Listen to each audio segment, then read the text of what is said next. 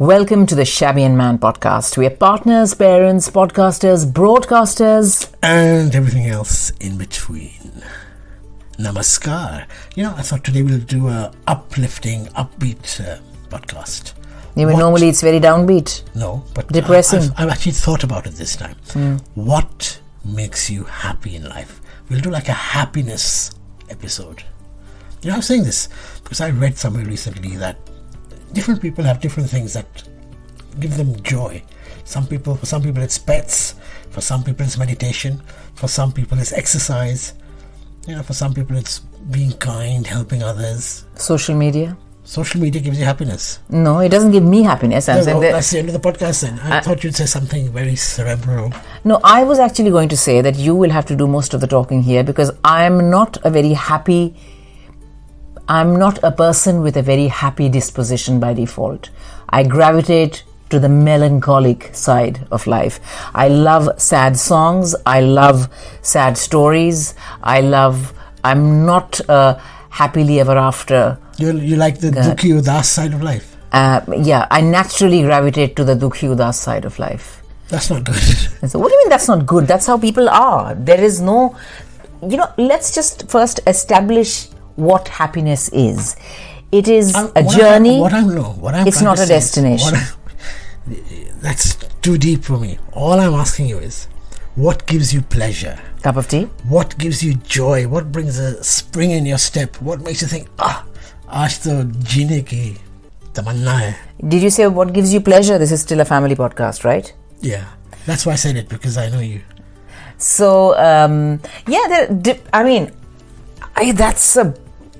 that's a thought-provoking question because there's so many things that make you happy. I think I can only speak for myself. Give me your list first, actually, since you're so keen to do the happiness special. I'll tell you why this got triggered in my head, because I read somewhere that you just need 3 things in life to be happy. And I thought that's not really true. Twitter, Instagram, Facebook? No. Maybe for you, but for most people... Not for me. I'm speaking for you. No, for most people it's someone to love, something to do, and something to look forward to. That's what I read. I thought, Yeah, because you keep seeing these compilations every now and then in every book that mindfulness and it works for a lot of people. Yeah, it does.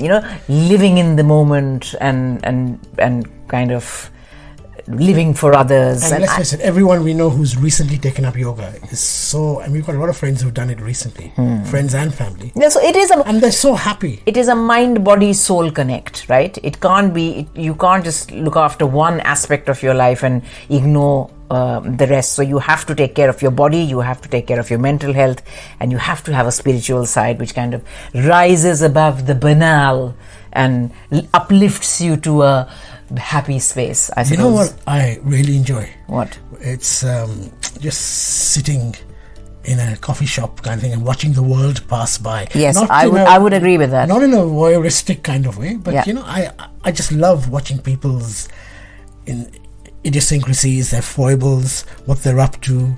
And that makes you happy because? I don't know, it just makes me happy. Must be the what is that posh word which I can never remember? What is that, like endorphins? There's something that really comes out of your system. Serotonin. Serotonin, thank you. Okay. It is serotonin. It's like the happy drug, as scientists say. And my serotonin flows out when I'm in a coffee shop. So you are easy to please, that means. You just need to watch the world go by and you're happy. I'm very happy. Space. Yeah, I don't really need very many materialistic things. Oh, all right. Unlike you. No, that's completely wrong. I don't need too many materialistic things either. I feel that the source of my happiness very much lies in making other people happy. Those around you. I think it's not a myth. It's absolutely true when they say that it is far more satisfying to give than to receive. Oh, you mean it's true then what I said before? Someone to love, something to do, and something to look forward to. Yeah, you derive happiness from the happiness of those you love. And so on one side you're very melancholic. Yes. On the other side you're into seva. Other people's seva. Seva, and not just seva in that sense, but even if it is family and friends, I'm always excited when I get the opportunity to do something which I know they'll like, and it's if you break it down, then either it is making a dish that they're fond of, or buying them something that they've been looking forward to, or taking them to a place which they will absolutely enjoy. So I think the happiness you derive from making somebody else happy is far greater than the happiness you get from doing something for yourself. You like feeding people also? I do like feeding people as well. There's another thing I like, which is... don't tell me. Sunsets. Why do you say that? Because every time I've seen your Instagram, there seems to be a sunset, or trees, or flowers. No, that's because I have an aesthetic eye, so it's something that pleases my aesthetic side, yes. But I think happiness also, for me personally, is... hoovering, believe it or not. I derive a lot of calm from doing something where my mind can be happily and gainfully occupied elsewhere. Because when you're just hoovering the house, it's something you do on autopilot. You're not really... I'm not sure if that is something that gives people happiness, or it's something where you need to see a specialist. No, it's not something you need to see a specialist for. I know exactly what you mean. You should in fact be very thankful that you're married to someone who looks at keeping the house tidy as part of her happiness routine. No, but I'm married to someone who, if I put something down, it's gone. It's put in its place. Oh, you mean it's cleared away? How lucky are you? Nothing is ever out of place. For some people, what's lucky? For other people, it's known as a nightmare. Oh, well, there you go. Well, maybe the next one needs to be a nightmare special. But it helps me, more than happy actually, I should say it helps me unwind. It helps me relax, and I also find that some of the most creative thoughts come to me when I'm either hoovering or I'm doing something, something about the house, something extremely basic. Banal, and something that is part of my routine. You remind me of Freddie Mercury and Queen and I Want to Break Free. Oh my God, hoovering, and of course I have. But I think there is some truth in that as well. Yeah, but as I grow older, I also enjoy the act of meeting up with old friends, reminiscing about the past. We talk about old days. I mean, that phase of going out has kind of gone now. I'm much more, I like it much better if we're all sitting around in someone's house and chit-chatting. It doesn't really happen that often. I think that has to do with age. I think you're right, because I've found that one of the things that turning 40 does to you, let's face it, we are both on the other side of 40 now, some of us even on the other side of 50, but one thing that turning 40 does to you is liberate you from the pressures of trying to comply with other people's opinions and caring what anyone else thinks. You'd really stop caring what somebody else says. It's been a long time since I thought, what will they think? And you start doing things for yourself, which I think is step one, which is something when you're young, you're too eager to please, you're too keen to kind of get ahead and prove your worth and steal the limelight and really kind of what should I say, what would it be? I mean, I'm not even talking about being ambitious career-wise, but even as people, when you're young, you feel that the world is your oyster, and you have something you're in to a prove. rush to get somewhere. You have something to prove, and you're in a rush to get somewhere. But I think as you grow older, you realize that happiness can also be derived from very small things, and actually getting off that treadmill, getting off that, I have to compete with the rest of the world and forever trying to prove to somebody else that I'm as good or even better. Getting off that, coming off that, and living life at your own pace and doing things that please you more than anybody else. That is the biggest lesson that aging brings you. It's strange you say that, because this week I went to see the Boomtown Rats and Bob Geldof, and their biggest hit is called Rat Trap, which is about getting out of the rat trap. The rat race. Yeah. And I think that's what it is, and I'm in that phase of my life where, at least professionally, I feel that I'm constantly, the media is one of those environments where you really have to be on top of your game all the time. It's 24/7 full on. You never really switch off. And I feel that while people who are much younger than me, or people who are maybe even the same age, they get a lot of joy from doing breaking stories. Oh, we got the exclusive interview. We talked about this first. We got a retweet from so-and-so. We got a this and that. Somehow that has never meant much to me. And I know that while on one hand you can describe it as not being ambitious enough, on the other hand I feel that I've felt that the biggest blessing in my life is the ability to be able to negotiate my career on my terms. I've somehow always been blessed with people who I've worked with, who've understood where I come from, who understood what makes me happy and what makes me deliver my best. And I say that about you as well, as husband and wife, I think we are yin and yang, and that is why we've been able to flourish as individuals and get to a space where we can have our different hobbies, we can have our different tastes, and yet we can argue. And who's yin and who's yang? That depends on when you ask me what time of day it is. But you know what I'm trying to say, that happiness takes on a whole new meaning when you've lived a few decades. It's very hard to be content in life, but it's a rare gift. Yeah. Because you're always thinking, grass is always greener on the other side. Yeah, and you're always thinking of moving on to the next rung. But I think if you are, again, it's not something that... even if you are in a happy space, as it were, and even if you're doing all the things that you want to do and all the things which you think will make you happy, it's not that you've achieved everything there is to achieve. There will be days when you feel down and out. There will be days where, exactly as you're saying, you will beat yourself up for not doing the things that you wish you had done. So it is very much a work in progress. And I think the biggest lesson to take away from here is that one must seek happiness in the smaller moments. It's not about...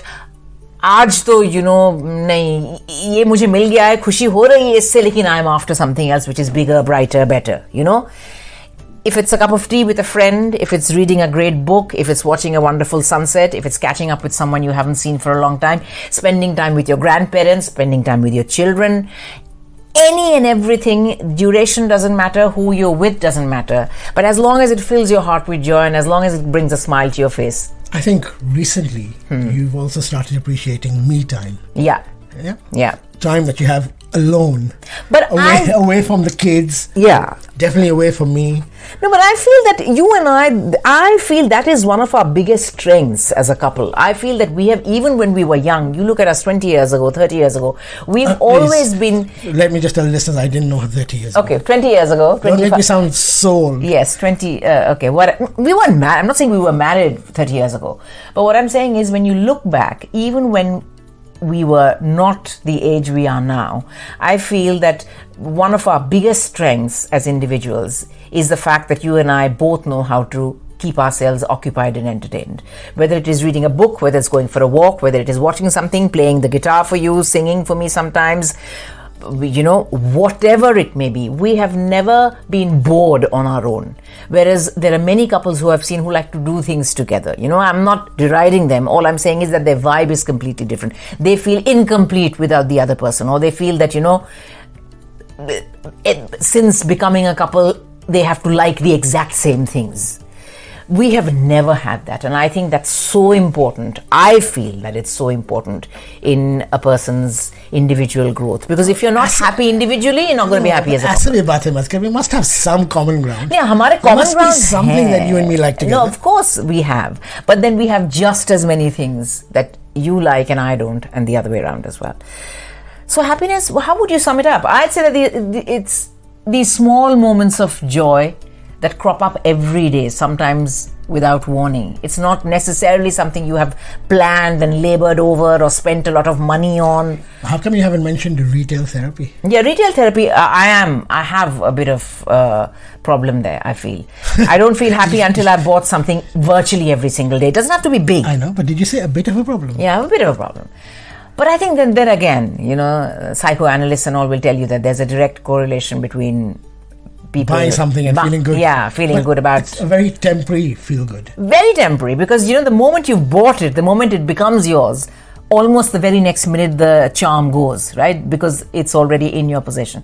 So it is about, this is something like people of our parents' generation say, like my mom and dad used to always say, that because we were given gifts only on certain occasions, we would look forward to birthdays, value them so much more. Now it's just a matter of, every time we've ticked off something on our boys' list, 10 more things get added, and it's not that they have to wait for Christmas or their birthdays, Next thing you know, everything's been ordered on Amazon and it's arriving. So there's the joy of valuing something that you wanted for a long time is completely missing from their lives because they don't have to wait that long to get anything. And I think we're pretty old school there. Well, I said this time I'd actually done a bit of homework because it really triggered something in my head. So I actually read up on what scientists say are the things that make you happy. They say, and the three main things they say is practice daily gratitude. Always be thankful, which I think we always are. Yeah. So one is practice daily gratitude. One is surround yourself with positive people. Now, I don't know how to do that. Which is not always possible. How can you? Yeah, which is not always possible. You don't make friends and think, oh, she's very positive. Let me be their buddy. It doesn't work like that. It doesn't work. I think that is slightly impractical, but I think the essence is that it's always good to be with someone who sees the brighter side. And the third one was that practice regular acts of kindness and spend more time with your family and friends. Yeah, we believe in that because regular acts of kindness is, again, whether you call it kindness or whether you call it your attempt to put somebody else's needs before you and therefore trying to make them happy, which will reflect. Well, I read years and years ago, it's always stayed with me that the more you give, the more you get back. Yeah. So I believe in that. Yeah, and that's what I was saying at the start, that, the joy you get from making somebody else happy is far greater than the joy you get by doing something just for yourself. Some people are givers, some people are receivers. Yeah. That's not the only thing I read. I also said that another way they said to stay happy. Suppose you're happy, but you're not happy. What is that even supposed to mean? To be truly, truly happy. Well, if you're happy 24/7, then definitely you need to be investigated. Tiny things you have to do, like exercise more. This probably brings out those chemicals or something. Yeah. Trash all your negative thoughts if you can. That's very hard to do. Yeah, it's easier said than done. Yeah. But practice mindfulness. Now, I'm not quite sure what mindfulness means. No, mindfulness I read it everywhere. Yeah, mindfulness is living the moment. If you're having a meal, then don't at the same time watch TV, look at your phone, look at that. Enjoy every morsel. Think of what you're putting in your body, in your mouth. Think of,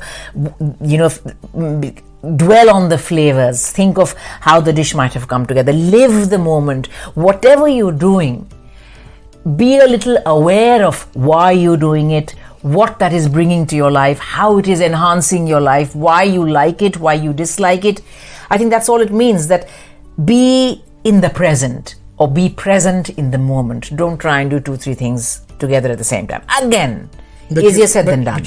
But if you train yourself, if you train yourself to do it, I think it comes to you that much more naturally, So, so just to recap, what gives you pleasure? The tiny things in life. The small things in life, doing things for others more than doing things for myself. Sometimes very routine things like hoovering and washing up and doing the dishes or stacking the dishwasher. And definitely sitting down and, chatting with family, friends, your children. Things that you don't plan, Conversations that happen with friends where you don't have an agenda. You're just discussing your life. You're talking about what happened to you that day. You're talking about something you want to watch, something you read, something that caught your attention. Small things. We don't have pets. Yeah. But all my friends who have pets, friends and family, so many in our family. Well, I grew up with a dog. I had a dog, Rocky, for 16 years, 17 years. It becomes a part of it's a center of their life, which I think gives them great happiness. Yeah. And, I always think one day we should have a cat or a dog. Well, if you I'm not a cat person at all. Oh, well, you answer my question. Yeah. Cats are easier to handle, I thought. Yeah, they are, but I'm not a cat person. You have to be either a cat person or a dog person. But I think, with pets, what it is unconditional love. Because unlike your children, it's a horrible thing to say. Because children is unconditional love. No, but children will argue. Children will argue. Children will have a mind of their own. Children have to be Pets, have you ever heard of anyone whose pet is annoyed with them? Pets are the only beautiful, blessed creatures on this planet who will love you no matter what, So that's a very special kind of a bond and a love, where no matter what you do, your dogs and your cats and your pets will always come to you and love you, and they'll not judge you. So that's a very different kind of thing. It was wrong to compare them with children, but you know what I'm trying to say. So that's that, yeah. I mean, as long as we know that there's no secret pill that you can have to make yourself happy, and that because you're very happy today, it does not guarantee that tomorrow you will not be sad, because it's something that you constantly need to work on, and it becomes a way of life. Roland Keating, life is a roller coaster. You got to ride it. Yep, that's what it is. Is that the end of the podcast? That is the end of the podcast. Do you want to say the download us, do this, do that? By the way, whoever does that, thank you so much. Yeah. And I truly hope that you're happy. Yes, because that is part of our, what did you say about gratitude? That every single day, be grateful. Be grateful. Think of the things that you have that others may not. And always give thanks for those. So when it comes to a podcast, we are extremely grateful for all the people who listen to us and give us so much encouragement. Till next time. Bye-bye.